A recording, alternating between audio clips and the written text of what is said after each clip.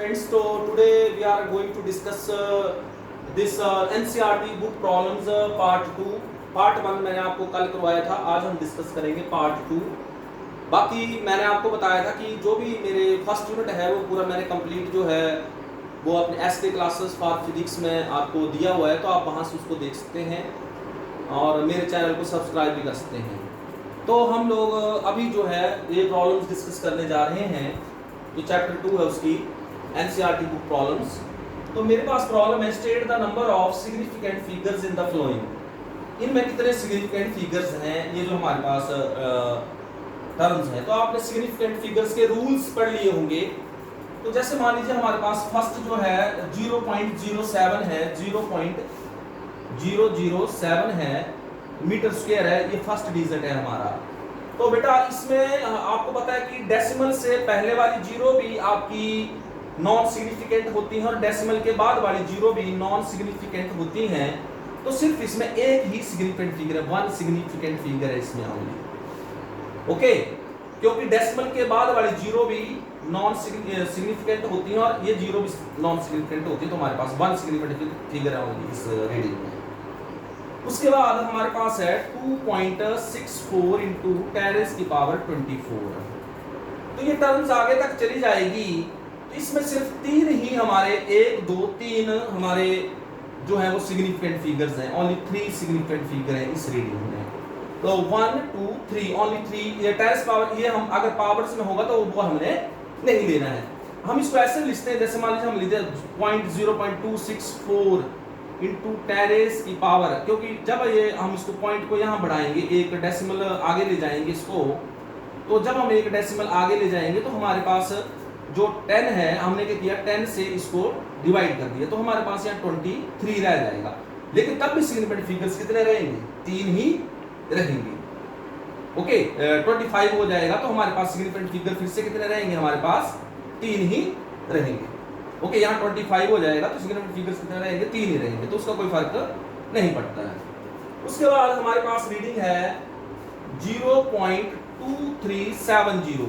अब ये gram centimetre -3 हमारे पास वैल्यू है. इसमें देखिए डेसिमल के बाद सभी जो डेसिमल के बाद ये तो आपके नॉन जीरो डिजिट है तो सिग्निफिकेंट है. तो डेसिमल के बाद अगर इधर को अगर नॉन जीरो डिजिट जो है that is followed by zero अगर होगा, non zero digit that is followed by zero अगर होगा तो वो सिग्निफिकेंट होती है जीरो. तो ये सिग्निफिकेंट है. तो टोटल सिग्निफिकेंट फिगर्स में 4 सिग्निफिकेंट फिगर्स हैं इसके अंदर. उसके बाद हमारे पास वैल्यू है 6.3205. अब जीरो जो अब दो नॉन जीरो डिजिट में आ रही है तो ये भी सिग्निफिकेंट फिगर होगी. तो इसमें कितने होंगे आपके पास? 1 2 3 4 5 सिग्निफिकेंट फिगर्स होंगे. कितने होंगे? 5 सिग्निफिकेंट फिगर्स होंगे. ऐसे हमारे पास है 6.032. तो इसमें कितने होंगे? 1 2 3 4. ये जीरो भी सिग्निफिकेंट होगी तो 4 सिग्निफिकेंट फिगर्स होंगे इसके अंदर. उसके बाद हमारे पास जैसे अगली रीडिंग है 0.0006032 मीटर स्क्वायर. अब बेटा इसमें क्या है कि ये जो जीरोस हैं ये नॉन सिग्निफिकेंट हैं, ये जीरो काउंट नहीं होंगी. तो हमारे पास कितने होंगे? 1 2 3 4 सिग्निफिकेंट फिगर्स होंगे. एक बार आई थिंक कि आपने जो हर घर पाठशाला प्रोग्राम है उसमें हमने जो है सर ने आपको ये सिग्निफिकेंट फिगर्स के रूल्स पढ़ाए होंगे. तो रूल्स के बेसिस के ऊपर यहाँ पे हमारे पास 4 सिग्निफिकेंट फिगर्स होंगे. यहाँ 4, यहाँ 5, यहाँ 4.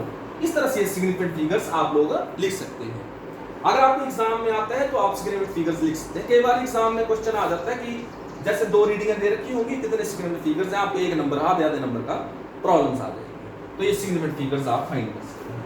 जितना आप प्रैक्टिस करेंगे उतने ज्यादा आपको ये आएंगे. Practice makes a man perfect. Okay, जितनी ज्यादा आप प्रैक्टिस करेंगे उतना ज्यादा ये न्यूमेरिकल्स आपको आएंगे. नेक्स्ट न्यूमेरिकल है हमारा the length breadth and thickness of a metal sheet are 4.234 metre, 1.005 metre and 2.01 centimeter respectively. Find area and volume of the sheet to correct significant figures. तो ये तो जूनियर क्लास का question है. आपको पता है एरिया तो लंबाई गुना चौड़ाई होता है और वॉल्यूम होता है लंबाई गुना चौड़ाई गुना ऊंचाई. तीनों थिकनेस को हम मल्टीप्लाई करते हैं. वो तो आप निकाल सकते हैं. लेकिन यहाँ पर एक चीज लिखी हुई है find the area and volume to the sheet to the correct significant figures. तो how the error propagates in, आपकी एरर्स कैसे प्रोपेगेट करती हैं मल्टीप्लिकेशन में और डिवीजन में, और how the error propagates in addition and subtraction. तो उसमें एक चीज होती है, जब हमारी जो एरर प्रोपेगेट करती है तो उसमें जो मल्टीप्लिकेशन और डिवीजन होती है उसमें ऐसा देखा जाता है कि least number of significant figures reading में कितने हैं, तो फाइनल रिजल्ट जो है वो रीडिंग रिटेन करेगा लीस्ट सिग्निफिकेंट फिगर। जैसे हमारे पास ये रीडिंग्स हैं, यहाँ 4 हैं, यहाँ भी 4 हैं, यहाँ 3 हैं, तो जो हमारा रिजल्ट होगा उसमें 3 सिग्निफिकेंट फिगर्स ही आएंगे। ओके, क्योंकि इसमें कितने सिग्निफिकेंट फिगर्स हैं, 3 सिग्निफिकेंट फिगर्स हैं। और एडिशन और सब्ट्रैक्शन में डेसिमल प्लेसेस देखे जाते हैं कि डेसिमल प्लेसेस, जैसे मान लो हमने इसको और इसको जोड़ना है, इन दोनों को जोड़ना है, जब इनको जोड़ेंगे तो यहाँ 3 डेसिमल प्लेसेस हैं, यहाँ 2 डेसिमल प्लेसेस हैं, तो जो फाइनल रिजल्ट आएगा उसमें सिर्फ कितने होंगे, उसमें सिर्फ 2 ही डेसिमल प्लेसेस होंगे, क्योंकि लीस्ट डेसिमल प्लेसेस देखेंगे तो यहाँ पे 2 है, तो फाइनल रिजल्ट में 2 डेसिमल प्लेसेस आएंगे। ये एडिशन और सब्ट्रैक्शन का रूल है, डेसिमल प्लेसेस को देखना। और जब हम मल्टीप्लाई करते हैं और डिवाइड करते हैं तो हम क्या देखते हैं, हम लोग देखते हैं कि least number of significant figures total कितने, जैसे यहाँ पे कितने 3 सिग्निफिकेंट फिगर्स हैं, तो फाइनल रीडिंग कितना रिटेन करेंगे, 3 करेंगे। तो क्वेश्चन नंबर 2 जो है उसमें हम लोगों को गिवन क्या है, गिवन हमें दिया हुआ है, हमें length and breadth and thickness, length कितनी दी हुई है, हमें लेंथ दे रखी है, हम लोगों को लेंथ दे रखी है that is equal to 4.234 centimetre, sorry metre में दे रखी है। उसके बाद आपको जो है वो ब्रेड्थ कितनी दे रखी है, ब्रेड्थ मतलब चौड़ाई कितनी दे रखी है, आपको चौड़ाई दे रखी है 1.005 मीटर, और आपको जो है वो थिकनेस कितनी दे रखी है उसकी 2.01 सेंटीमीटर। देखिए इसमें क्या है, जब भी हम न्यूमेरिकल सॉल्व करते हैं तो एक चीज आपने जरूर देखनी है कि यहाँ पे मीटर है, यहाँ भी मीटर, तो यहाँ भी मीटर बनाना है, क्योंकि सभी एसआई सिस्टम में आपने रिड्यूस करना सबसे पहले। जब सेंटीमीटर में होता तो सभी सेंटीमीटर में होने चाहिए थे, लेकिन यहाँ पे ये सेंटीमीटर में है। हमें पता है कि 1 मीटर में 100 क्या होते हैं, सेंटीमीटर होते हैं, तो 1 सेंटीमीटर में कितने मीटर हो जाएंगे, 1/100 मीटर हो जाएंगे, तो 10⁻⁻² मीटर हो जाएंगे। तो यहाँ पे क्या आ जाएगा 2.01 सेंटीमीटर की वैल्यू रख दीजिए यहाँ पे, इंटू 10⁻⁻² मीटर, मीटर में कन्वर्ट कर दिया हमने इसको। अब इसका एरिया किसके बराबर होगा, लेंथ इंटू ब्रेड्थ, तो लेंथ इंटू ब्रेड्थ कर देंगे, क्या आ जाएगा 4.234 को मल्टीप्लाई कर देंगे 1.005 के साथ। जब हम इसको मल्टीप्लाई करेंगे तो हमारे पास जो वैल्यू आएगी that will comes to equal to 4.2517। आप इसको कर सकते कैलकुलेटर से कर लीजिए या मैन्युअली कर लीजिए, गुना करेंगे तो ये आएगा। आई थिंक गुना करना आसान है, आप कर सकते हैं इसको। तो अब आप मुझे बताइए जो फाइनल रिजल्ट रिटेन करेगा उसमें कितने सिग्निफिकेंट फिगर चाहिए हम लोगों को, only how many significant 4 significant figures होने चाहिए, 1 2 3 4, तो लीस्ट कितने हैं 4 ही हैं, तो 4 चाहिए, तो इसमें क्या आएगा आपका 4.255, दैट इज आवर आंसर, 17 हट जाएगा, ये हमारा आंसर होगा। इस बात को समझिए क्योंकि यहाँ पे इन दोनों रीडिंग्स में 4 है लीस्ट, तो 4 इसमें रिटेन करेंगे तो रिजल्ट होगा। अगर बाय चांस इसको हम प्लस करते या इसको और इसको प्लस करते तो क्या होता, तो हमारे पास यहाँ पे डेसिमल प्लेसेस 2 लेने हैं, आपने डेसिमल प्लेसेस कितने लेने हैं, 2 लेने हैं, अगर एडिशन करते हैं या सब्ट्रैक्शन करते हैं। मल्टीप्लिकेशन में क्या देखा जाता है, मल्टीप्लिकेशन टोटल डिजिट देखा जाता है, least number of significant figures देखे जाते हैं, और एडिशन और सब्ट्रैक्शन में क्या देखा जाता है आपका, एडिशन और सब्ट्रैक्शन में आपका क्या देखा जाता है, लीस्ट डेसिमल प्लेसेस कितने हैं। जैसे इन तीनों रीडिंग में लीस्ट डेसिमल प्लेसेस 2 हैं, इसमें 3 है, इसमें 3 है, यहाँ 2 है, तो फाइनल रिजल्ट में 2 डेसिमल प्लेसेस आपके आएंगे। तो इस तरह से वॉल्यूम क्या होता है आपका, length into breadth into thickness हो जाएगा, टी ले लेते हैं थिकनेस को, तो क्या रहेगा, लेंथ कितनी है आपकी 4.234 multiply with 1.005 multiply with 2.01 into 10⁻²। तो इसका जो यूनिट रहेगा, यूनिट इस केस में तो आपका मीटर स्क्वायर रहेगा और इस केस में मीटर क्यूब आ जाएगा। तो हमारे पास क्या आ गया, इनको मल्टीप्लाई करेंगे तो जो हमारा फाइनल रिजल्ट रिटेन करेगा that is 8.55 into 10⁻² into 10⁻² metre cube आ जाएगा। तो यहाँ पे आपके पास जो रिटेन करेगा रिजल्ट उसमें कितने सिग्निफिकेंट फिगर होने चाहिए? ओनली 3 होने चाहिए, ओनली 3। तो 3 होने चाहिए, तो हमारे पास 1 2 3 8.55 into 10⁻² मीटर। इसको हम एक और तरीके से लिखते हैं, क्या? 0.855 इंटू, अच्छा इस अगर हम इसको कर देंगे -2 को रिड्यूस कर दो, डिवाइड बाय 100 कर दो, तो आ जाएगा 0.0855 metre cube. See again how many significant figures? 3। फिर से 3 सिग्निफिकेंट फिगर्स इसमें, और इस रीडिंग में कितने सिग्निफिकेंट फिगर्स हैं? 3 हैं। तो इस तरह से हम इसको कर सकते हैं। उसके बाद चलते हम लोग हमारी प्रॉब्लम नंबर 3 के ऊपर चलते हैं। तो प्रॉब्लम नंबर 3 क्या है? A physical quantity P is selected to 4 observables A, B, C and D as follow। कोई physical quantity, उसको हमने ऐसे लिखा A cube B square root C into D। The percentage error in measurement in A, B and C and D are 1%, 3%, 4% and 2% respectively। What is the percentage error in the quantity? पहले तो मैं आपको बताना चाहूंगा, जैसे हम कोई value लिखते हैं, जैसे हमने 2 + -0.1 लिखा, तो इसको हम ट्रू वैल्यू मानते हैं, जो मेजर्ड वैल्यू बोलते हैं इसको ट्रू वैल्यू बोलते हैं, और इसको हम लोग बोलते हैं, आपने पढ़ा है, सर ने पढ़ाया होगा आपको, इसको हम ट्रू वैल्यू बोलते हैं, और इसको बोलते हैं हमारी एब्सोल्यूट एरर बोलते हैं। क्या बोलते हैं इसको? मीन एब्सोल्यूट एरर वर्ड, हम लोग एब्सोल्यूट एरर इसको करते हैं। तो जब हम एब्सोल्यूट एरर को किससे डिवाइड कर देते हैं? 2 से डिवाइड कर देंगे, मतलब तो ये हमारे पास जो है 0.1 डिवाइड बाई 2, तो ये रिलेटिव एरर बन जाएगी। क्या बन जाएगी? ये रिलेटिव एरर। अब जब हम इसको 100 से मल्टीप्लाई कर देंगे, तो हमारे पास क्या जाएगी? Percentage error. क्या जाएगी? Percentage error. तो इस तरह से ये परसेंटेज एरर हम लोग, ये हमने पढ़ी हुई है। तो हम लोग इस प्रॉब्लम को लेते हैं कि हमारे पास क्या है? P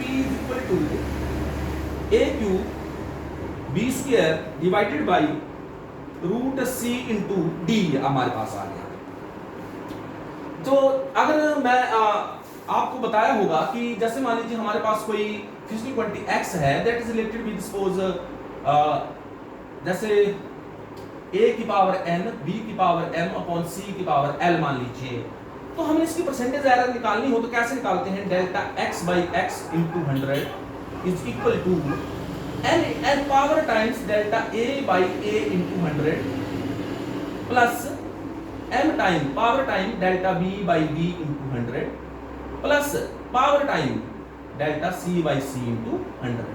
ऐसे हम परसेंटेज एरर निकालते हैं। इसमें क्या आ जाएगा आपके पास?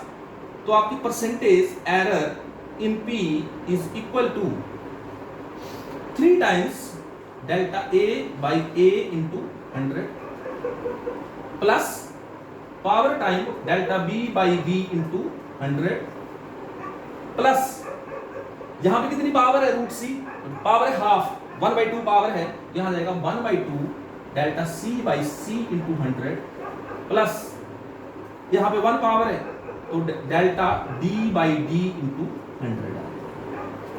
ये जो delta A by A into 100 इसको बोलते हैं परसेंटेज एरर। क्या बोलते हैं इसको? Percentage error. तो हम लिखते हैं 3 into percentage error in A plus 2 times percentage error in B plus half times percentage error in C and plus in this case percentage error in D direct, क्योंकि यहाँ पे कोई वन टाइम है। तो आपको दे रखा है what is the percentage error in A में 1% है, B में 3% है, C में 4% है और D में 2% है। तो वैल्यू सब्स्टिट्यूट A में कितनी है? 1%, हमने रख दिया 3 into 1% plus 2 into 3% plus half into 4% plus कितना? 2% प्लस 2%। तो 2 से 2 कैंसिल, इट इज 2, तो you will got 3% plus 6% plus 2% plus 2%। 3 6 3 9 2 11 2 13 13% आपकी परसेंटेज है। तो दिस आंसर 13% क्या आ गई? परसेंटेज है। इस तरह की प्रॉब्लम्स आप सॉल्व कर सकते हैं, ये एग्जाम में पूछी जाती हैं। तो परसेंटेज एरर इन पी कितनी आई 13%। तो इस रिजल्ट में इस जो रिजल्ट है इसमें कितनी एरर है 13% एरर है। तो आगे चलते हैं कि हमारे पास नेक्स्ट न्यूमेरिकल क्या है उसको डिस्कस करते हैं।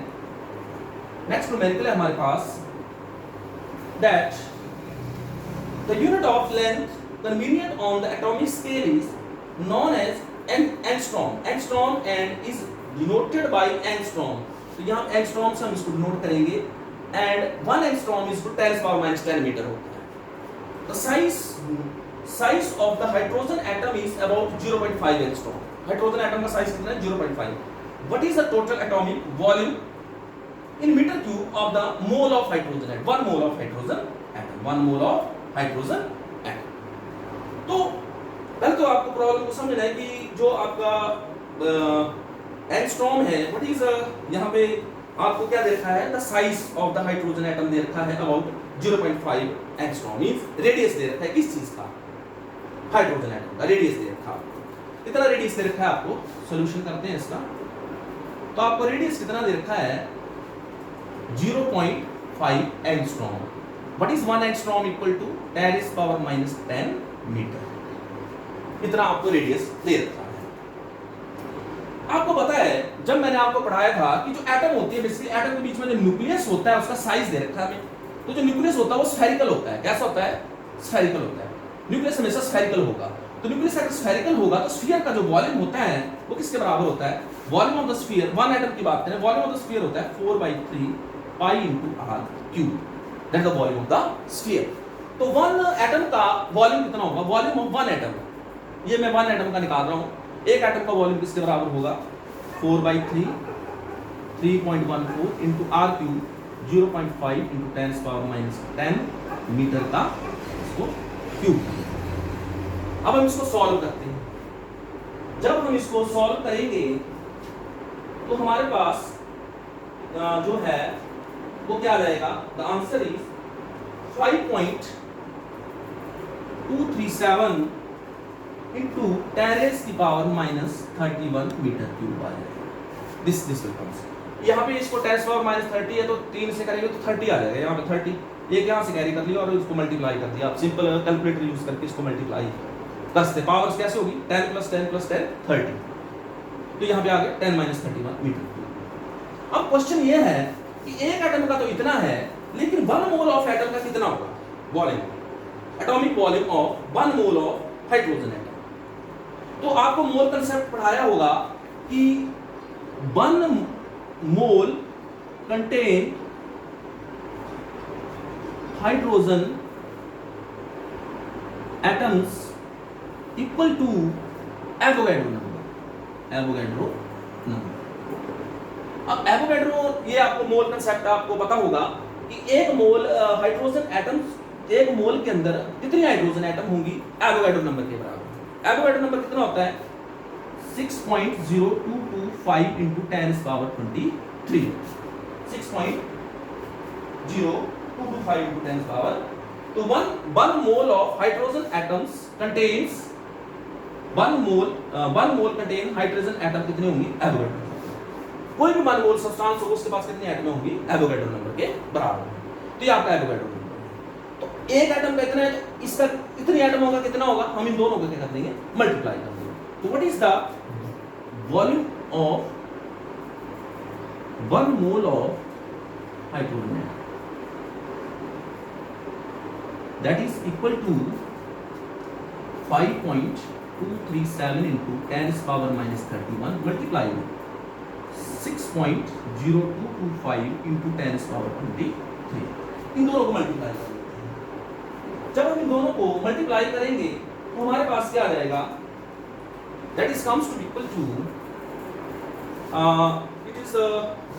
this comes to be equal to 3.154 into 10⁻⁻7 metre cube -7 metre cube. This is the volume of 1 mole of hydrogen atom. ये आपका आंसर होगा। This your answer that the volume of 1 mole of hydrogen atom.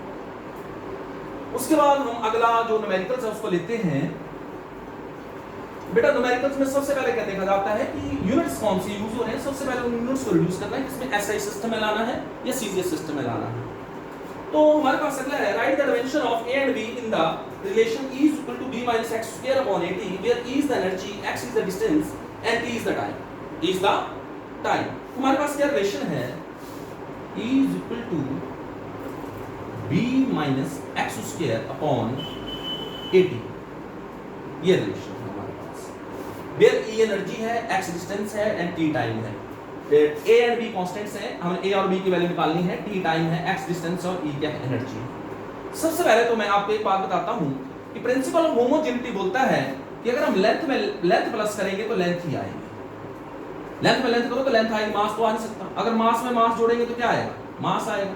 Time में जोड़ेंगे time तो time ही आएगा। क्या ऐसा होता है length plus time is equal to something, nothing.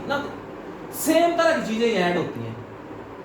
अगर लेंथ होगी, ये लेंथ होगी, तब यहाँ लेंथ आएगी। तो इसका मतलब ये हो कि अगर energy plus energy is equal to energy आएगी।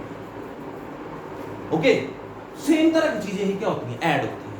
तो हमारे पास एक बात है, आपके सामने ये एनर्जी है, आपके पास b माइनस एक्स स्क्वायर है यहाँ पे, तो b में से एक्स स्क्वायर माइनस हो रहा है। एक्स स्क्वायर जब माइनस हो रहा है तो जो डायमेंशन b के होंगे, वो जो एक्स स्क्वायर के डायमेंशन होंगे वो ही b के होंगे। क्योंकि अगर ये मान लो ये आपका एक्स स्क्वायर है, डिस्टेंस का स्क्वायर है, तो ये डिस्टेंस का स्क्वायर होगा, स्क्वायर में से स्क्वायर ही माइनस होगा। तो आपके पास क्या रहेगा, b के जो डायमेंशन होंगे वो किसके बराबर होंगे, एक्स स्क्वायर के बराबर। तो आपके पास क्या आ गया, v equal x square, it means b के डायमेंशन क्या आएंगे आपके, m 0 l स्क्वायर t 0। यहां पे आपके डायमेंशन किसके, b के, b के डायमेंशन ये होंगे m 0 l स्क्वायर t 0। अब हमें किसका निकालना है, हमें a निकालना है। तो हमारे पास क्या आ जाएगा, e इज इक्वल टू, अब b किसके बराबर है, एक्स स्क्वायर के बराबर। तो मैं यहां पे डायरेक्ट क्या लिख देता हूं, एक्स स्क्वायर लिख देता हूं, x square divided by a into t, what is a equal to x square upon e into t। X square की क्या होंगे, l स्क्वायर होगा, डिवाइड बाय e का क्या होगा, हमें एनर्जी का डायमेंशन फॉर्मूला होता है m l स्क्वायर t - 2 होता है, ये आपने याद किया होगा। और टाइम का क्या होता है, t होता है। तो यहां से देखिए आपका l स्क्वायर से l स्क्वायर कैंसिल हो जा रहा है, m ऊपर जाके माइनस का बन जाएगा, क्या बन गया, m - 1 बन गया। यहाँ पे t - 2 है, यहाँ t है, एक माइनस हो जाएगा, तो हमारे पास क्या बच गया, t - 1 ऊपर जाके क्या बन जाएगा, ये t। तो हमारे पास L0 बन गया और t बन गया। ये किसके डायमेंशन आ गया, a के डायमेंशन, ये a के डायमेंशन आ गए और ये किसके डायमेंशन आ गए, b के डायमेंशन। इस तरह से आप प्रॉब्लम सॉल्व कर सकते हैं। तो हमने a के डायमेंशन निकाल लिए और b के डायमेंशन भी निकाल लिए। अब चलते हैं अगले न्यूमेरिकल्स के ऊपर। हमारा जो नेक्स्ट न्यूमेरिकल है, the distance of galaxies of the order of 10⁻25 metre, calculate the order of magnitude of time taken by the light to reach us from galaxy। Galaxy को जैसे हमारी गैलेक्सी है मिल्की वे, तो ऐसे असंख्य गैलेक्सीज हैं। कहाँ पर, हमारे जो ऊपर सिस्टम है, यूनिवर्स है, उसमें बहुत ज़्यादा गैलेक्सीज हैं। हम लोग मिल्की वे गैलेक्सी में रहते हैं। तो गैलेक्सी से हमारे पास time, calculate the order of magnitude, time कितना लगा। अगर गैलेक्सी हमारे से 10⁻25 मीटर दूर है, इसका ऑर्डर ऑफ मैग्नीट्यूड है इतने, ये ऑर्डर ऑफ मैग्नीट्यूड में इट में भी 6 होता है, यहाँ पे 4 होता है, 3 होता है, कुछ भी होता है, पर 5 के ज़्यादा नहीं होगा। जैसे मैंने ऑर्डर ऑफ मैग्नीट्यूड लिखना दिखाया था, जैसे मान लो कोई टर्म है हमारे पास 5.5 × 10⁻20, तो इसका ऑर्डर ऑफ मैग्नीट्यूड क्या होगा, 5.5 की जगह हम 10 ले लेंगे तो हमारे पास आ जाएगा 10⁻20 आ जाएगा ऑर्डर ऑफ मैग्नीट्यूड। क्यों आ जाएगा, क्यों 5.5 को 10 ले लिया, तो ये 5.5 है ना कि ये 1000 मतलब 10 है, तो 10 नहीं है, 5.5 है, तो हमने इसको 10 बना दिया, तो ऑर्डर ऑफ मैग्नीट्यूड लिख दिया 10⁻20 बना गया। जैसे मान लीजिए हमारे पास है 5.3 × 10⁻20, तो क्या लिखना, सॉरी 4.3 × 10⁻20, तो हम इसको 4.3 को हम 1 लेंगे, तब लेंगे 10, तो हम लेंगे 1 × 10⁻20, तो ये इसका order of magnitude 10⁻20।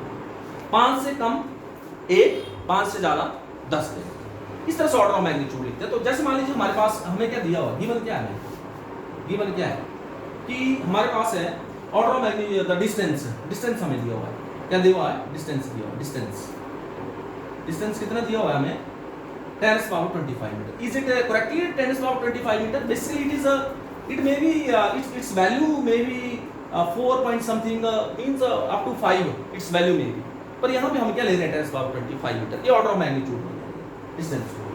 Order of magnitude of time निकालना है, हमने टाइम फाइंड आउट करना है, हमारी प्रॉब्लम क्या है, हमें टाइम फाइंड आउट करना है। अब लाइट जो है वो कितनी स्पीड से चलती है, तो स्पीड ऑफ लाइट हमें पता होनी चाहिए, स्पीड ऑफ लाइट, तो तो जो स्पीड ऑफ लाइट है वो है 3 × 10⁸ मीटर पर सेकंड होती है। मींस वेलोसिटी ऑफ लाइट बोल दो, स्पीड ऑफ लाइट जो है वो 3 लाख किलोमीटर पर सेकंड होती है। एक सेकंड में 3 लाख चलती है लाइट। जैसे अर्थ के ऊपर सन से लाइट को आने के लिए लगभग 500 सेकंड लगते हैं, 490 सेकंड लगते हैं। तो यहाँ पे 3 × 10⁸ मीटर पर सेकंड, इतनी फास्ट हमारी लाइट चलती है। लाइट की स्पीड से के ज़्यादा कोई भी स्पीड नहीं चल सकती, कोई भी ऑब्जेक्ट मूव नहीं कर सकता। तो speed of light is 3 × 10⁸ metre पर सेकंड। ये हम लोग क्या करेंगे, यहाँ पे हमें पता है कि हमारे पास जो स्पीड का फार्मूला होता है, स्पीड होती है डिस्टेंस अपॉन टाइम। तो टाइम किसके बराबर आ जाएगा, डिस्टेंस अपॉन वेलोसिटी। हमारे पास डिस्टेंस कितना है 10⁻25 डिवाइड बाय वेलोसिटी कितनी है 3 × 10⁸ तो जब हम इसको सॉल्व करेंगे तो यहाँ 25 है, यहाँ 8 है। तो क्या होगा, हम यहाँ से 10 जो है इससे बोरो ले लेते हैं, तो 10/3 हो जाएगा। तो यहाँ पे 3 पॉइंट समथिंग, जैसे मान लो यहाँ पे आ जाएगा 10/3 × 10⁻24 में से 8 के 16 बच गए। लेकिन 10/3 कितने होंगे, 3 पॉइंट समथिंग आ जाएगा, 33 × 10⁻16। अब 3.33 को क्या लूंगा, 3.33 से लेस देन 5 क्या लूंगा इसको 1, तो क्या 1 × 10⁻16। What is the order of magnitude, 10⁻16 is the answer, is the answer. तो you can solve the numerical just like this. तो you can take the numericals from your NCERT book from first unit and you have to solve them at your homes. Thanks, have a nice day.